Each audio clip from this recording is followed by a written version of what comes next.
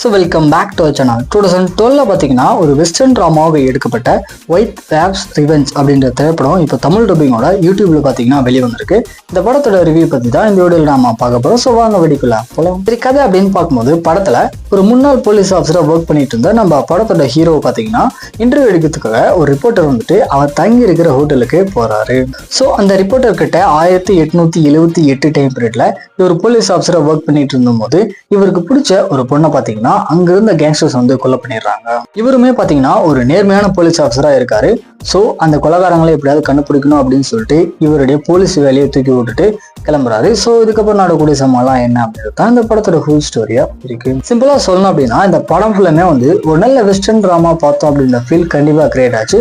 But படத்தோட story பார்த்தீங்கன்னா அந்த அளவுக்கு எஃபெக்டிவாவே இல்லை. ஆக்டிவைஸ் அப்படின்னு பார்க்கும்போது சரி, படத்தினோட எல்லா கேரக்டருமே ஒரு டீசென்டான பெர்ஃபார்மன்ஸை கொடுத்துருக்காங்க.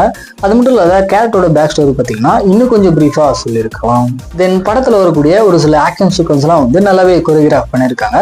தமிழ் டப்பிங்கை பொறுத்த வரைக்கும் ஓரளவுக்கு டீசென்டாக தான் இருக்கு, அந்த அளவுக்கு சொல்றதெல்லாம் இல்லை. ஸோ ஃபைனலாக வந்துட்டு இந்த படம் பார்த்தீங்கன்னா ஒரு ஆவரேஜ் டு வாட்ச் தான். டைம் இருந்தால் வேணா ட்ரை பண்ணி பாருங்க. இப்போ சோனி பிக்சர்ஸ் யூடியூப் சேனலில் தமிழ் டப்பிங்கோட ஸ்ட்ரீம் பண்ணியிருக்காங்க. ஸோ செக் பண்ணி பார்த்துக்கோங்க.